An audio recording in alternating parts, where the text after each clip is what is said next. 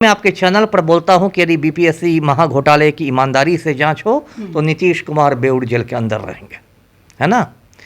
आपको याद होगा 8 मई को बीपीएससी पेपर लीक हुआ। उसी दिन मैंने राज्यपाल महोदय को एक चिट्ठी लिखी कि इससे मुख्यमंत्री के करीबियों का हाथ है। ये रंजीत कुमार सिंह जो है ये गुजरात कैडर का आईएएस है, बिहार कैडर का है भी नहीं, लेकिन मुख्यमंत्री का स्वजातीय है, कुर्मी जाति का है, इसलिए इसको जातीय आधार पर गुजरात से लाकर बिहार में तैनात कर दिया गया।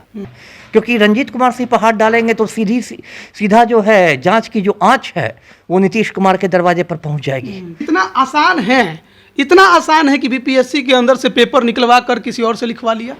देखिए, जब मुख्यमंत्री ही संरक्षण दे अपराधियों को तब तो बहुत आसान है।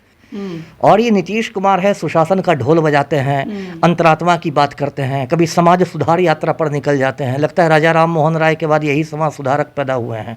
इसके लिए सीधे सीधे मुख्यमंत्री जिम्मेदार है। हाँ, तो और कौन जिम्मेवार है? अगर बिहार में घोटाले हो रहे हैं तो क्या इसके लिए अमेरिका का राष्ट्रपति जिम्मेदार है?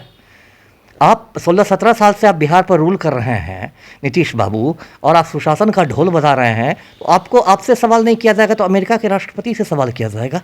मुझे ईओयू से ज़्यादा उम्मीद नहीं है, अभी भी नहीं उम्मीद है। ये तो देखिए गठजोड़ है, बेईमान नेता भी इसमें शामिल है, बेईमान अधिकारी भी शामिल है। ये तो एक पूरा गिरोह काम करता है। नमस्कार, आप लाइव बिहार देख रहे हैं। मैं हूं राजमोहन तिवारी।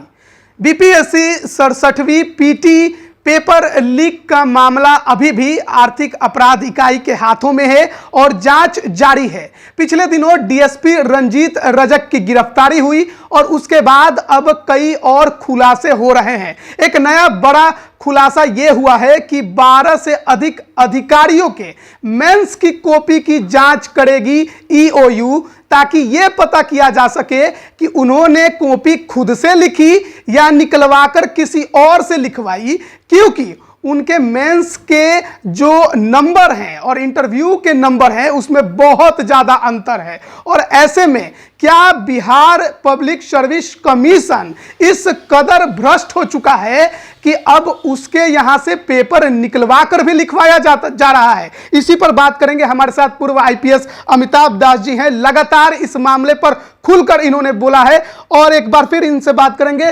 ये जो अब खुलासे हो रहे हैं सर, इसको कैसे देखते हैं? देखिए, मैं तो नहीं चौंक रहा हूं, क्योंकि मैं जानता हूं कि ये जो महाघोटाला है, मैं इसको घोटाला नहीं कहता, ये महाघोटाला है।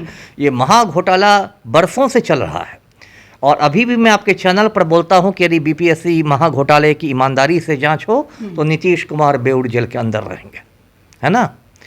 आपको याद होगा 8 मई को बीपीएससी पेपर लीक हुआ। उसी दिन मैंने राज्यपाल महोदय को एक चिट्ठी लिखी कि इससे मुख्यमंत्री के करीबियों का हाथ है। लेकिन ये लोग लगातार लिपापोती की कोशिश कर रहे हैं। आप देखिए, ईओयू की आप बात कर रहे हैं, आर्थिक अपराध इकाई इसकी जांच कर रहा है। जितनी मछलियां पकड़ाई हैं अब तक लगता है 15 या 16 गिरफ्तारियां हुई हैं, यदि रंजीत रजक को जोड़ दिया जाए। सब छोटी छोटी मछलियों की गिरफ्तारी हो रही है। रंजीत रजक भी छोटी मछली है। हाँ, उनको मैं छोटी मछली मानता हूँ, क्योंकि बड़े बड़े घड़ियाल छोटे घूम रहे हैं। मैं तो सभी चैनलों पर कहता हूँ एक रंजीत तो अंदर चले गए, लेकिन जो एक और रंजीत हैं, जो बड़े रंजीत हैं, रंजीत कुमार सिंह आईएएस जो है, आप देखिए कितना संदिग्ध उसका आचरण है उस व्यक्ति का। ये रंजीत कुमार सिंह जो है ये गुजरात कैडर का आईएएस है, बिहार कैडर का है भी नहीं, लेकिन मुख्यमंत्री का स्वजातीय है, कुर्मी जाति का है, इसलिए इसको जातीय आधार पर गुजरात से लाकर बिहार में तैनात कर दिया गया। पहला तो ये गड़बड़ किया गया जातीय आधार पर। दूसरा कि इस व्यक्ति ने बीपीएससी का कोचिंग शुरू कर दिया जिसका नाम मिशन 50 या ऐसे कुछ है। अब देखिए, जो भी सरकारी पदाधिकारी होते हैं, आईएएस हो, आईपीएस हो, जो हो, उनकी कुछ सेवा शर्तें रहती हैं। वो यदि अपनी सेवा के अलावा कोई दूसरा धंधा चालू करते हैं तो कायदे से उनको सरकार से लिखित अनुमति लेनी पड़ती है। जो मेरी जानकारी है, ईओयू को इसकी जांच करनी चाहिए, जो मेरी जानकारी है, रंजीत कुमार सिंह आईएएस ने अपना कोचिंग इंस्टीट्यूट खोलने के लिए सरकार से कोई भी लिखित अनुमति नहीं ली। और अब जब ये मामला तूल पकड़ने लगा तब इसने जो कोचिंग इंस्टीट्यूट का फेसबुक पेज था उसको डिलीट कर दिया। मतलब कि कुछ गड़बड़ है अंदर में और आप सबूतों को नष्ट कर रहे हैं। तो कायदे से तो रंजीत कुमार सिंह की अब तक गिरफ्तारी हो जानी चाहिए, लेकिन ईओयू पर इतना ज़्यादा राजनीतिक दबाव है, पॉलिटिकल प्रेशर है कि रंजीत कुमार सिंह पर ये लोग हाथ नहीं डाल रहे हैं। क्योंकि रंजीत कुमार सिंह पर हाथ डालेंगे तो सीधा जो है जांच की जो आंच है वो नीतीश कुमार के दरवाजे पर पहुंच जाएगी। तो इसलिए ये सब लिपापोती का खेल हो रहा है। और आपने कहा कि अभी 11 या 12 अधिकारियों हाँ कि उत्तर पुस्तिकाएं निकाली जाएंगे। बताइए क्या ये तमाशा है? ये तो 67वीं बीपीएससी परीक्षा का ये पेपर लीक हुआ और ये लोग जो आए होंगे ये तो पुरानी परीक्षाओं से आए होंगे। 67वीं और 63वीं। बताइए कहाँ 56, कहाँ 59, कहाँ 63। तो इसका मतलब कि ये घोटाला पहले से होता आया है। और आपको याद होगा कि 66वीं में भी औरंगाबाद के एक केंद्र से पेपर लीक हुआ था। उस बार बीपीएससी ने सिर्फ उस केंद्र की परीक्षा रद्द की थी और कुछ नहीं किया था। तो सोचिए ये कितना बड़ा घोटाला है, महा घोटाला है। और यदि अयोग्य लोग सिर्फ पैसे के बल पर बेईमानी से बैकडोर से आ गए अधिकारी बन गए तो वैसे अधिकारी कितनी लूट खसोट मचाएंगे आप खुद सोचिए। और जो मेधावी लड़के लड़कियां हैं लेकिन गरीब परिवार के हैं, साधारण परिवार के हैं, उनका भविष्य क्या होगा वो आप सोचिए। तो कितना आसान है, इतना आसान है कि बीपीएससी के अंदर से पेपर निकलवा कर किसी और से लिखवा लिया। देखिए जब मुख्यमंत्री ही संरक्षण दे अपराधियों को तब तो बहुत आसान है ना। कहते हैं ना कि यदि रक्षक ही भक्षक बन जाए तब क्या होगा। यदि प्रदेश के आप माननीय मुख्यमंत्री हैं, पूरा तंत्र आपके अधीन है और आप ही पेपर लीक करने वालों को संरक्षण देने लगे तब तो बहुत आसान है। अब बीपीएससी में को तो इन लोगों ने, कुछ लोगों ने मठ बना लिया है और उसे मठाधीश की तरह जमे हुए हैं। कोई 10 साल से जमे हुए, कोई 12 साल से जमे हुए। ये कौन बात है? नहीं रिटायर्ड नहीं, जो लोग सेवारत है वो भी। आखिर तबादला तो होता रहना चाहिए। अध्यक्ष तो रिटायर्ड ही है ना? नहीं अध्यक्ष रिटायर्ड हैं लेकिन बीपीएससी में अध्यक्ष के अलावा भी बहुत सारे कर्मचारी होते हैं। तबादला तो होते रहना चाहिए। मतलब एक सरकारी सेवा मानता है कि कम से कम 3 बरस में तो बदल देना चाहिए। चुनाव भी जब घोषित होते आचार संहिता लगती है तो चुनाव आयोग कहता है कि 3 साल से ज्यादा। अभी कल की मैं आपको एक आदेश बता रहा हूं, जो मोकामा विधानसभा उपचुनाव प्रस्तावित है उसको देखते हुए मोकामा के थानाध्यक्ष को बदल दिया गया क्योंकि उन्होंने 3 साल पूरा कर लिया था। वही बात मैं कह रहा हूं ना, अभी तो अधिसूचना जारी भी नहीं हुई है मोकामा उपचुनाव की, लेकिन उनको बदल दिया गया। तो ये बिहार लोक सेवा आयोग कोई मठ है क्या? और ये लोग क्या मठाधीश हैं कि सिर्फ वही लोग रहेंगे? और जब आप एक जगह 10 साल 12 साल तक जमे रह जाते हैं तो इसका मतलब है कि आपका उसमें कुछ निहित स्वार्थ हो गया है कि आप इतनी जोर से उसको पकड़े हुए हैं। और देखिए ये सब जो भी होता है बिना किसी इंसाइडर अंदर के आर्मी की मिली भगत के ये नहीं हो सकता है। तो ये बहुत बड़ा रैकेट है। मैं अभी भी चाहूँगा, देखिए इन लोगों ने बीपीएससी ने ऐलान किया है कि अगस्त के अंतिम सप्ताह में पुनर्परीक्षा होगी, पीटी दोबारा लिया जाएगा। अभी का जो हालचाल है बिहार में, आपने किसी बड़े माफिया को तो पकड़ा नहीं है, ये छोटे भैयों को पकड़ के अंदर भेजा है। तो इसकी संभावना से भी इनकार नहीं किया जा सकता कि फिर से आप परीक्षा लीजिएगा और दोबारा पेपर लीक होगा, तब क्या करेंगे लोग। तो इन लोगों ने पूरा मजाक बना डाला है और बहुत दुर्भाग्यपूर्ण स्थिति है, मैं तो यही कहूँगा। ये तो बीपीएससी को भी शायद जो हालात है उसके बाद उसको भी एक भ्रष्टाचारी संस्था कहने से भी पीछे आदमी को नहीं हटना चाहिए, क्योंकि बिना बीपीएससी के मिली भगत के, उसके अधिकारियों के मिली भगत से कोई पेपर निकाल कर तो नहीं लिख सकता है। वही मैं कह रहा था ना, जब तक अंदर के लोग नहीं मिलेंगे तब तक आप बताइए। और अंदर के लोग भी कोई साधारण नहीं है ना, जो प्रभावशाली लोग होंगे, जिनको सत्ता का संरक्षण प्राप्त होगा। क्योंकि जब आप इतना बड़ा महा घोटाला करते हैं तो आपको सत्ता का संरक्षण चाहिए, नहीं तो आप 1 मिनट में पकड़ा जाइएगा। और इतने अधिकारियों की यदि बहाली हुई है तो सोचिए उसमें करोड़ों रुपए की वसूली होगी। कोई निःशुल्क तो बहाली होती नहीं है। यदि आप भ्रष्ट तरीके से आ रहे हैं इसका मतलब उसमें लाखों करोड़ों का खेल हुआ होगा। तो वो पैसा कहाँ गया, कहाँ बंदर बांट हुआ, आप सोचिए कितना बड़ा ये रैकेट चल रहा है। और ये नीतीश कुमार है, सुशासन का ढोल बजाते हैं, अंतरात्मा की बात करते हैं, कभी समाज सुधार यात्रा पर निकल जाते हैं। लगता है राजा राम मोहन राय के बाद यही समाज सुधारक पैदा हुए हैं।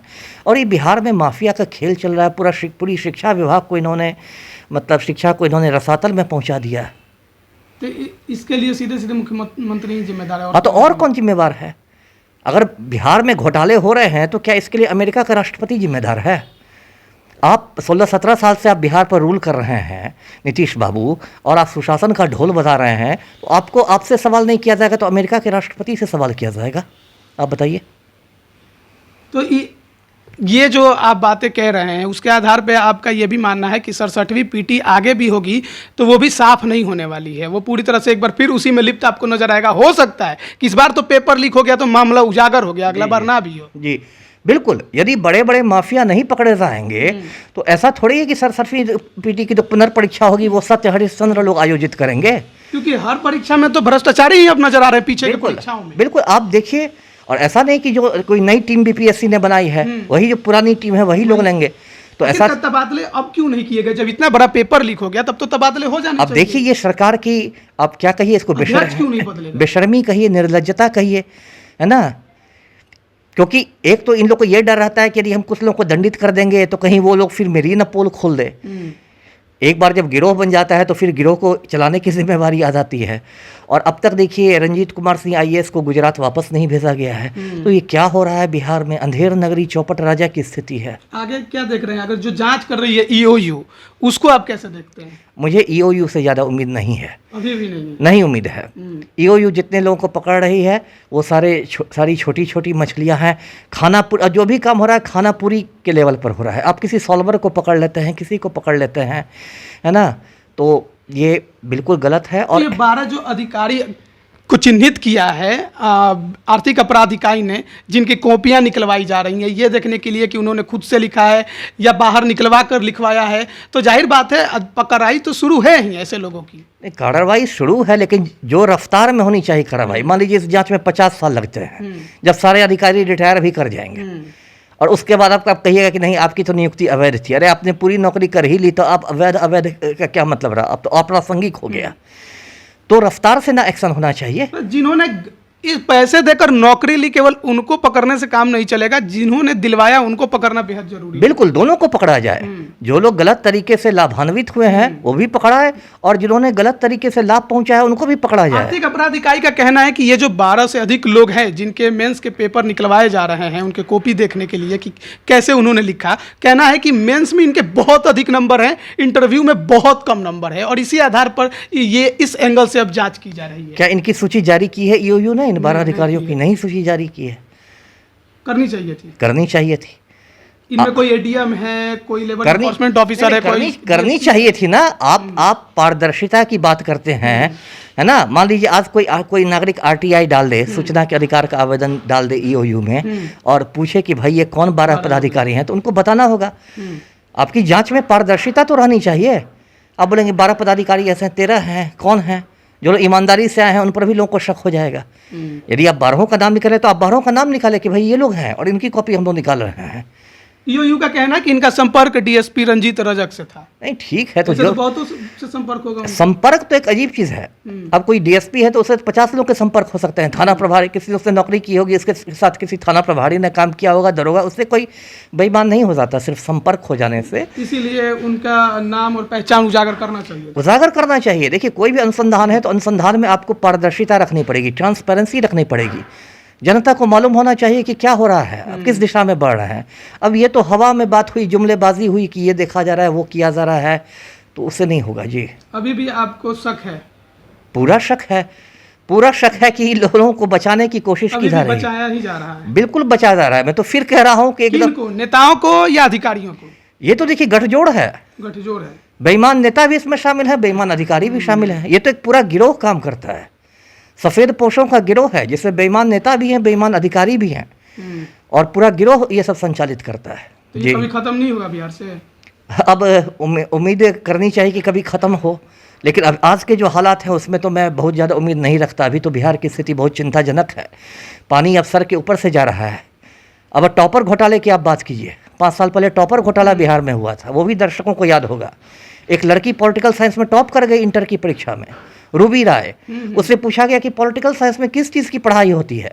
उसने कहा कि पॉलिटिकल साइंस में खाना पकाना सिखाया जाता है। बताइए, ये नीतीश कुमार ने शिक्षा की हालत कर दी है कि पॉलिटिकल साइंस की जो स्टेट टॉपर है वो कह रही है कि पॉलिटिकल साइंस में खाना पकाना सिखाया जाता है और पूरा हिंदुस्तान बिहार पर हंस रहा है और ये सुशासन का ढोल बजा रहे हैं।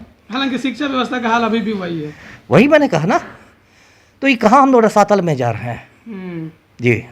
बहुत बहुत धन्यवाद सर आपका कि आपने खुलकर इस मुद्दे पर बात किया। जिस प्रकार से आर्थिक अपराध इकाई ने साफ साफ इस बात की जानकारी जरूर दी है कि 12 से अधिक अधिकारियों को चिन्हित करके उनके मेंस की कॉपी निकलवाई जा रही है, ताकि देखा जाए कि इन्होंने खुद से लिखा था या किसी और से लिखवाया गया था या एग्जाम के बाद कॉपी निकलवाया गया था। इन तमाम एंगल से अब जांच किया जा रहा है। और जो 12 अधिकारी हैं उसमें कुछ एडीएम है, कोई डीएसपी है, कोई लेबर इन्फोर्समेंट ऑफिसर है, कोई कमर्शियल टैक्स का अधिकारी है। तो बड़े बड़े जो ऐसे अधिकारियों के नाम सामने आ रहे हैं। हालांकि नाम अब तक आर्थिक अपराध इकाई ने खुलासा नहीं किया है, लेकिन जरूर इस बात का जानकारी उस संस्थान ने दिया है कि ऐसे जो अलग अलग विभागों में काम कर रहे हैं उनको चिन्हित करके पूछताछ की जा रही है। और बहुत जल्द इस पर कुछ और भी खबर अपडेट ईओयू की तरफ से दी जाएगी। अब बने रहिए लाइव बिहार के साथ, तमाम अपडेट हम आप तक पहुंचा रहे हैं। आप सभी का बहुत बहुत